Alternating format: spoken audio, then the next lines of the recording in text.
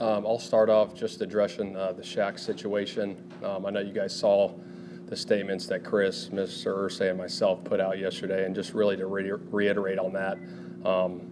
Great teammate, great leader, a ton of respect for what he's done over the 6 years he was here with this organization, not only the team, but the city. And releasing players are never easy. They're never easy, especially a player like him, and we wish him all the best going forward. Shane, can you kind of lay out how we get from, to the point of releasing a captain who is playing a lot just mid-season at this point? Yeah, I think it's hard. I think there's never to say there's a right time to release a player. I think it's hard, and it was a decision that was made. It was a tough decision, and I'm not going to get into all the details, but I wish him all the best, and he was great for this organization. Shane, what went from him starting just last game to now all of a sudden not being on your team? Yeah, I think, like I said, I'm not going to get into a ton of details, but just a ton of respect for him and what he's done. I mean, 4-time All-Pro for this organization, the city, the community. What he's done here is highly respected by everyone here. Shane, do you think this in any way sends a message to other players about production and accountability?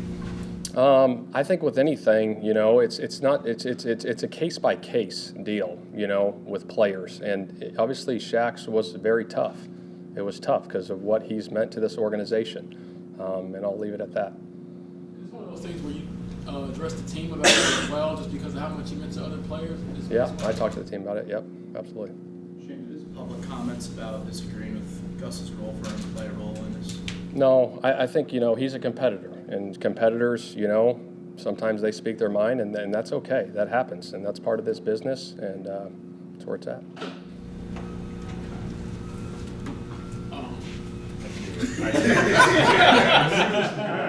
That's a fine. Shaq yesterday did say that he was willing to be a backup, to be inactive. I guess why did he become, such a distraction to need to remove? Yeah, I don't think it's such a distraction. Like I said, I'm not going to get into the details. It was a decision that was made. You name an added captain with him no longer being here? We'll see. The assumption is EJ Speed steps into that role full time now. Is that fair? Fair. What have you guys seen out of EJ? What have you guys seen out of EJ this season? He's explosive. He makes a lot of plays. He runs around. He's been growing. Obviously, me being my first time with him, but just from what I've heard, him coming along from being a special teams player and then going out and making plays has been impressive to see. There's Anthony now back here for the rest of the rehab. Yeah. Will you do anything specific, like projects with them or anything you want? Yeah, we'll have stuff for him for sure. Yeah.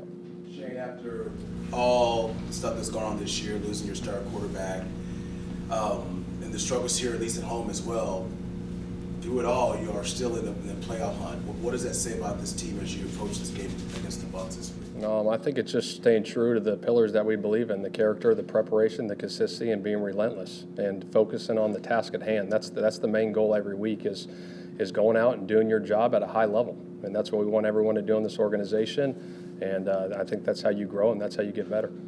Shane, how does the way Tampa sends so many blitzes and exotic pressures challenge an offense? Yeah, that's a good question. I got a ton of respect for Todd Bowles. Obviously, being an opposing coach on other teams going against that style of defense, he does a really good job with his pressure package. They're a good front. Vita Vea is a really good player inside. And David and White, the linebackers, are really good players. I know they got some guys dinged up on the back end. We'll see how that plays out. And Winfield, the safety, is a really good player. It'll be a heck of a challenge. He always has really good defenses. The way he plays it, the way he mixes it up, the structure of things, showing one look and doing something else off it is really good. So we got to be detailed, and we got to do our best as coaches to put our guys in position this week. Shaq mentioned yesterday he knows am I the same player I was in 2021? Maybe I'm not quite there yet, but what did you see from him just from a work standpoint to even get back on the field, period? I mentioned this earlier, obviously, when I got hired in the process, and I've said this to him multiple times, just the respect I have for him. in that off season, that spring, coming in here early in the morning, he's in that weight room grinding at 5 a.m., getting trying like crazy to get his body right to get on that field. And for him to get back out there was very impressive. And just the work ethic and what it means to him is impressive, the part that I was with him. Juju practice today. And we'll see. I know you want to keep the conversations with Shaq private, understand that, but he said yesterday that he's not aware of what changed, why he was inactive, why he went to release. Does it bother you at all that a captain, a top player, doesn't know why certain things are happening? Yeah, I think it's hard with anything. Like I said, like when the guy gets released, it's going to be hard. I don't think there's a right time. When is the right time to do something like that, and especially a player like that? And we felt, and it was that time, and that's where it's at. And again, I got a ton of respect for Shaq, a ton. Shane, of course, I was late, so I may have missed this, but sitting in the head coach's seat now and being party to tough decisions like this, how is that different for you, just maybe from your previous roles? Yeah, no, it's new. Releasing players is a part of the business, and especially when you got a player of his caliber, it's hard. It ain't easy. I don't think it's easier if you're a 10-year vet coach, with certain guys like that. But yeah, it's difficult, and those were some tough conversations that we all had in there. But again, I wish him all the best going forward. Shane, would you say this move was strictly his football play, nothing away from football? Like I said, it's case by case. Everything's case by case. The secondary's played fairly well in the past couple of games, but they're going to face an interesting challenge going up against the Bucs offense with Mike Evans, Chris Godwin, etc. Just how excited are you to see these young guys in your secondary go up against this challenge? Yeah, no, it'll be a heck of a challenge. They're a good offense. Baker's playing good football right now, like you said, Mike Evans and Goodwin. They're good receivers. So we got to be on it. We got to have tight coverage on those guys. We can't let them create the explosive plays down the field because they're definitely capable of it. We got to stay on top and maintain, disciplined eyes on the back end and rush together with the defensive line.